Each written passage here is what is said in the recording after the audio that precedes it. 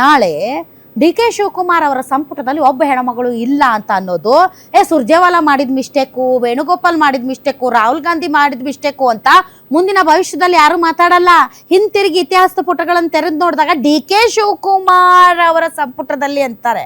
So ಯಾರೋ ಮಾಡಿದ ಪಾಪ ಕರ್ಮ ಪಾಪಿ ಡಿ ಕೆ ಶಿವಕುಮಾರ್ ಹೊತ್ಕೊಂಡು ತಿರುಗಿ ಇವ್ರು ಟ್ರಬಲ್ ಶೂಟರ್, ನೀವೆಲ್ಲ ಸರಿ ಮಾಡ್ರಿ, ನೀವು ಟ್ರಬಲ್ ಶೂಟರ್ ಸರಿ ಮಾಡ್ರಿ ಅಂದ್ರೆ ಇದೆಂತ ಕರ್ಮ ಇವ್ರದ್ದು ಅಂದ್ರೆ.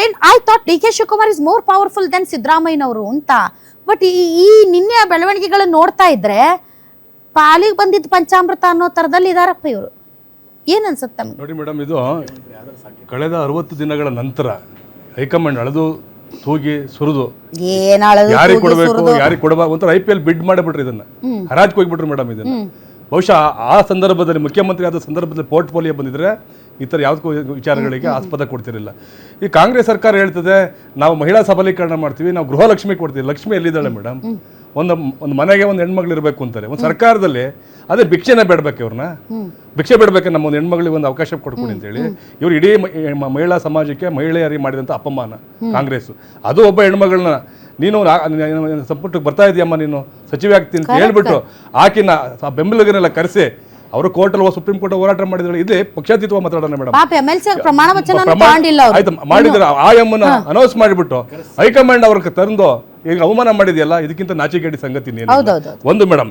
ಇವತ್ತು ಈ ಸರ್ಕಾರ ರಾಜ ಹಾಕಿದೆ ಅಂತ ಹೇಳಿ ನಾನು ನೇರವಾಗಿ ಹೇಳ್ತಾ ಇದ್ದೀನಿ. ಯಾಕೆ ಅಂತ ಕೇಳಿ, ನಾಗೇಂದ್ರ ಅವ್ರು ಏನಾಗಿದ್ರು ಮೇಡಮ್, ವಾಲ್ಮೀಕಿ ಹಗರಣದಲ್ಲಿ 100 130 ಕೋಟಿ ಹಗರಣದ ಭಾಗಿಯಾದಂಥ ಮಾಜಿ ಸಚಿವನ ಚಾರ್ಜ್ ಶೀಟ್ ಹಾಕಿದ್ದಾರೆ. 2000 ಪುಟ ಚಾರ್ಜ್ ಶೀಟ್ ಹಾಕಿದ್ದಾರೆ. ಏನಂತ ಹಾಕಿದ್ದಾರೆ? ನಾನು ಒಬ್ಬನೇ ದುಡ್ಡು ತೊಗೊಂಡಿಲ್ಲ, ಆ ಹಣವನ್ನು ಎಲ್ಲ ಕಾಂಗ್ರೆಸ್ ಮುಖಂಡರಿಗೆ ಕೊಟ್ಟಿದ್ದೀನಿ, ಯಾರ್ಯಾರಿಗೆ ಅಂತ ನಾನು ಬಾಯ್ಬಿಡ್ತೀನಿ ಅಂತ ಹೇಳಿದ್ಕೆ ಅವ್ರನ್ನ ಮುಚ್ಚಕ್ಕೋಸ್ಕರವಾಗಿ ಈಚಿ ಬರ್ತದಲ್ಲ ಈ ವಿಚಾರ ಅಂತೇಳಿ ಮಂತ್ರಿಗಿರಿ ಕೊಟ್ಟಿದ್ದಾರೆ. ಮಧು ಬಂಗಾರಪ್ಪ ಕನ್ನಡನೇ ಮಾತಾಡಕ್ ಬರಕಲ್ಲ, ಶಿಕ್ಷಣ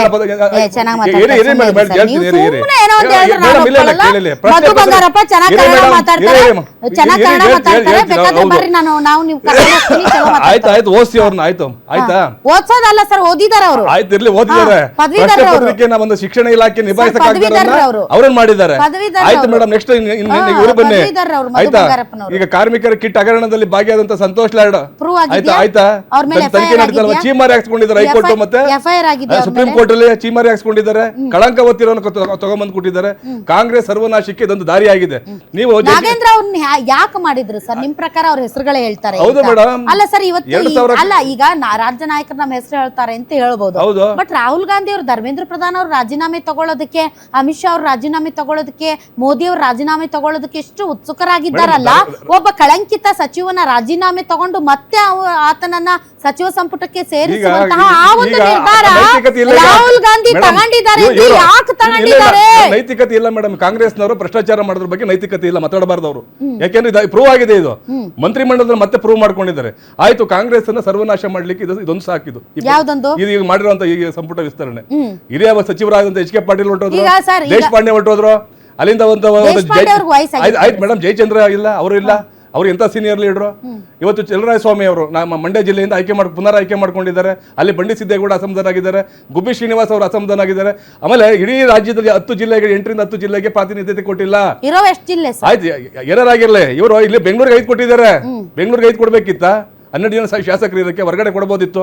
ಆಯ್ತು, ಅದು left to the description of the Congress party, ಅದು ನಮ್ಮ ವಿಚಾರ ಅಲ್ಲ. ಇವರು ಮಹಿಳೆಯರ ವಿಚಾರ ಬಂದಾಗ ಅದಾಯ್ತಲ್ವಾ, ಕಾಂಗ್ರೆಸ್ ಹೈಕಮಾಂಡ್ ತನ್ನ ಲೆಟರ್ ಅನ್ನ ಆರ್ಟಿಕಲ್ 178 182 ಏನ್ ಹೇಳುತ್ತೆ ಮೇಡಮ್? ಹೂವಿಲ್ಲ ಎಲೆಕ್ತಿ ಯಾರನ್ನ, ಇವ್ರನ್ನ ಸಭಾಪತಿ ಉಪಸಭಾಪತಿ ಯಾರು ಆಯ್ಕೆ ಮಾಡ್ಬೇಕು?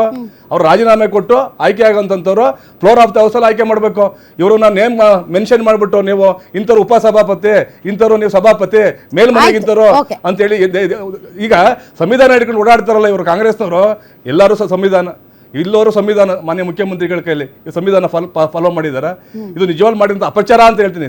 ಹಾಗಾಗಿ ಈ ಮಂತ್ರಿಮಂಡಲದಲ್ಲಿ ಶಿವಕುಮಾರ್ ಅವರ ಸರ್ಕಾರ ಬಹಳ ದಿನ ಉಳಿಯಲ್ಲ ಮೇಡಮ್. ಅಲ್ಲ, ನಾವು ಬೀಳಿಸಲ್ಲ, ಅವರೇ ಬೀಳಿಸ್ತಾ ಇದ್ದಾರೆ. ಈ ಕೇಳಿ, ನಾವು ಬೀಳಿಸಲ್ಲ ಸರ್, ನಿಮ್ಮ ಶಾಸಕರೇ ಅವರೇ ಬೀಳಿಸ್ತಾರೆ. ಈ ಮುಖ್ಯಮಂತ್ರಿಗಳಿಗೆ ನೀವು ಏನ್ ಬರ್ಕ ಬಂದಿದ್ರೆ ಅದನ್ನ ಹೇಳ್ಬೇಕು. ನಾನು ಓದಕ್ ಬಂದಿಲ್ಲ ಮೇಡಮ್.